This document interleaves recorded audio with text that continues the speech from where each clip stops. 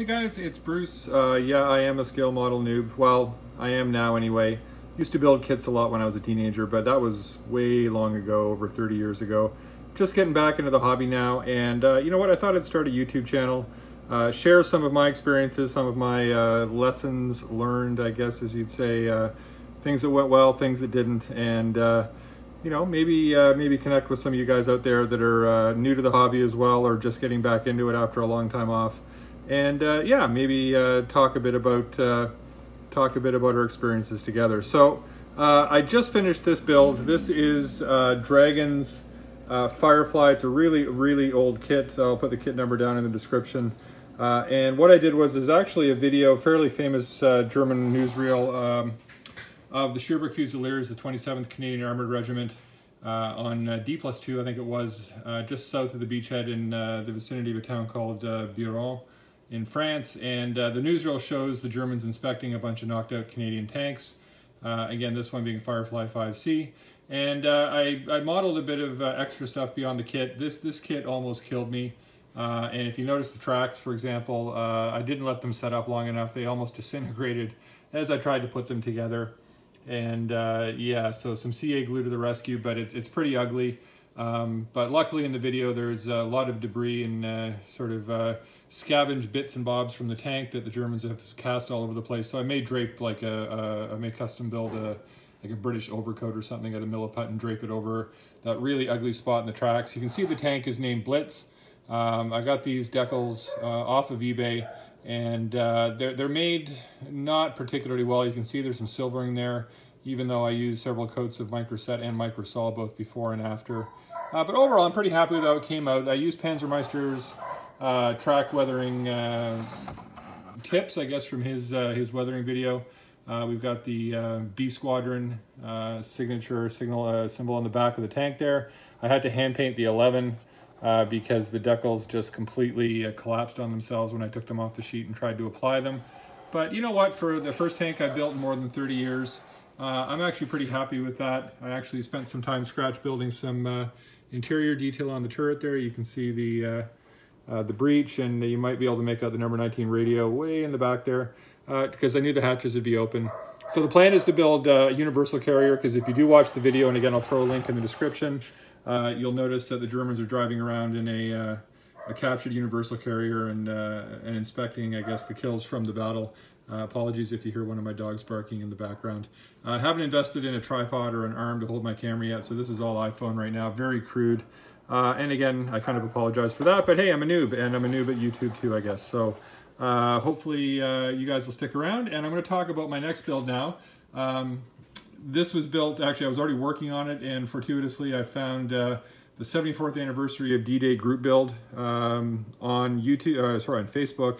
And yeah, so I submitted this to that group, and I got some good feedback. I also submitted pictures to the Scale Modelers Critique group, and if you guys know that group on Facebook, they don't pull punches. I mean, they're polite, and they're very friendly guys and very welcoming. And in fact, the reason I got back into building was I joined that group and started watching, and they decided, or they encouraged me, I should say, to get back into building.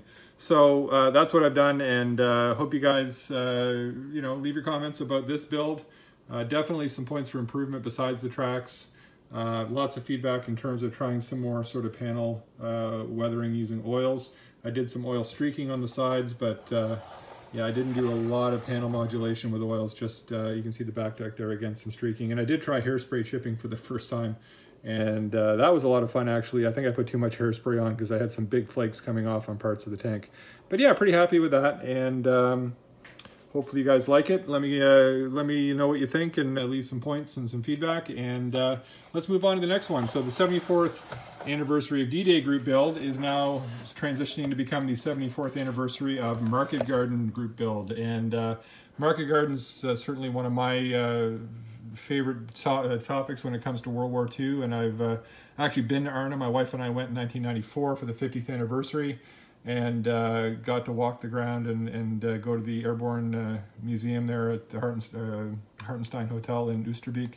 Amazing experience, and of course next year is the 75th, so that's huge, and boy, it'd be nice to be over there again.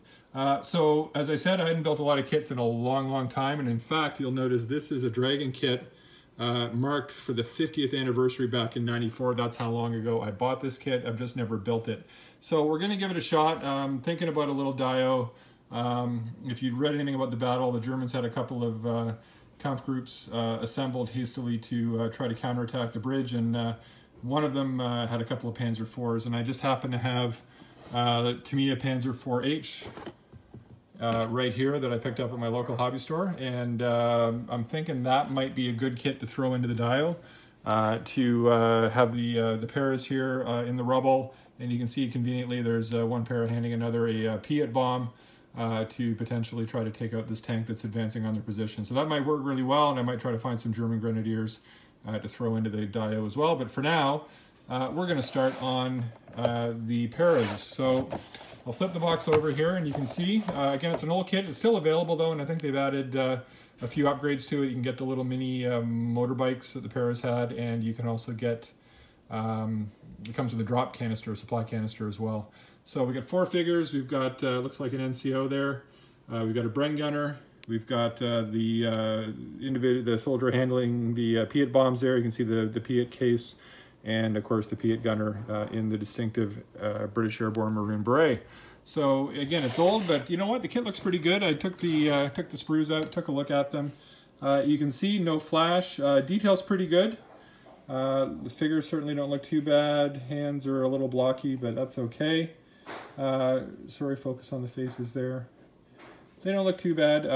I have not painted a figure in literally decades, and even when I used to paint figures, I was not particularly good at it. So I've been watching some videos, especially Shane Smith and Ian E. Check out their YouTube channels if you haven't seen those already. They are absolute masters of figure painting, and certainly, you know, if it comes out well, it'll be because of them, not because of me.